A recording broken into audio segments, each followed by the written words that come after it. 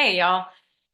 Just real quick, I wanted to talk about SB 382, which is the quote unquote disaster relief bill that we just passed in the legislature that didn't actually have anything to do with disaster relief. So quick reminder, the Republicans in the legislature currently have a supermajority. Because of the election in November, they will lose that supermajority in January when the new legislature is seated. So between now and then, until the end of the year, Republicans are trying to push through as many changes as they can before they lose that supermajority, which, as a reminder, allows them to override the governor's veto. So, wanted to get into this bill. Full disclosure, I did have to write notes for this because it is a very comprehensive, very long 132-page bill that makes a lot of changes. So we are still kind of reading through and learning about what's going to happen in this bill. But real quick, the overall theme is punishment. You can view this entire piece of legislation as the Republicans in the General Assembly punishing North Carolina voters for electing Democrats to certain positions.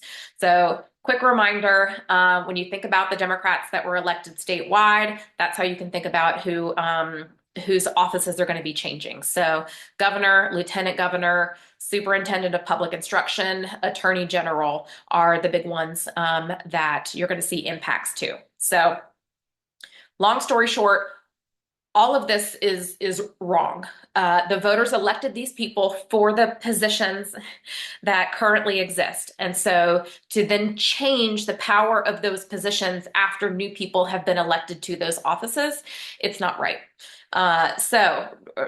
Very basic summary, the judicial branch. So the legislature is eliminating 2 judicial seats because those 2 judges have issued recent decisions that the Republican legislature was not happy with. They have also created 2 new seats for judges that the legislature will be able to appoint themselves. They have taken power away from the governor.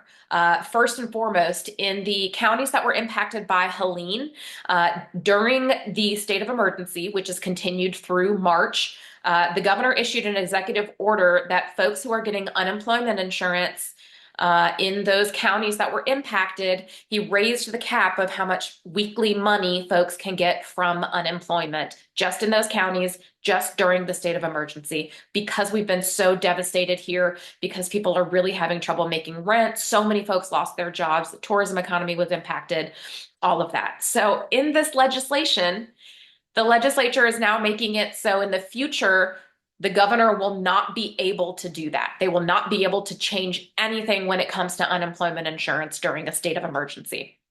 The other change they're making to the governor's office is they are removing the governor's right to appoint someone to the State Utilities Commission and instead transferring that right of appointment to the state treasurer. Big surprise. We elected a Republican state treasurer this year. So that guy's going to have more power. The Democratic governor is going to have less power. The attorney general, North Carolina voters chose Jeff Jackson, a Democrat, to be attorney general next year. They removed the attorney general's power to intervene in cases that come to the State Utilities Commission. So they're the ones that get to set how high utility rates are able to go here in North Carolina. And so now the Attorney General doesn't have a voice on that. Superintendent of Public Instruction, North Carolina voters elected Mo Green to be the superintendent of our public school. And so, of course, leadership in the legislature wanted to take away power from that office. And so now the superintendent is no longer able to appeal decisions made by the Charter School Review Board, which is crazy because charter schools are public schools and the superintendent is in charge of public schools. They are also moving the Center for Safer Schools from underneath DPI, Department of Public Instruction, which is run by the superintendent, to now being under the SBI.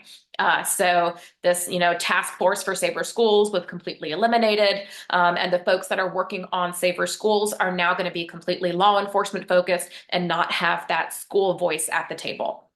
And then finally, big one here is elections. They have made a lot of changes to elections in North Carolina.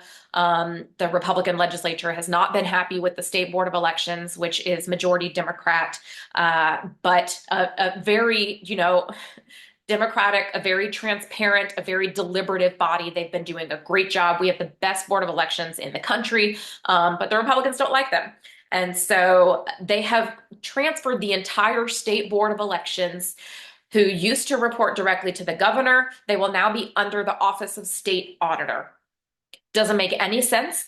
There's no reason the state auditor should be in charge of elections. No other state does it this way. Big surprise. North Carolina voters elected a Republican state auditor this year. For the first time in like 12 years, we're going to have a Republican state auditor. So of course, Republicans wanted to give him more power.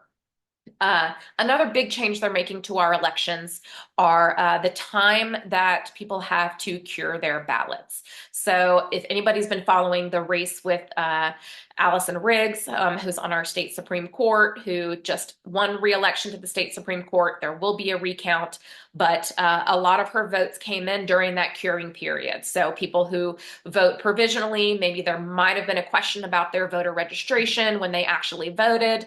They then had to provide more documentation within the next 10 days after the election in order for that ballot to count. So during what we call the census period, 10 days after the election. That time period is now down to 3 days. Those ballots have to be cured by Friday. Again, punishing voters because the process that happened during this election ended up in having more Democrats elected than the Republicans wanted them to. So this is awful.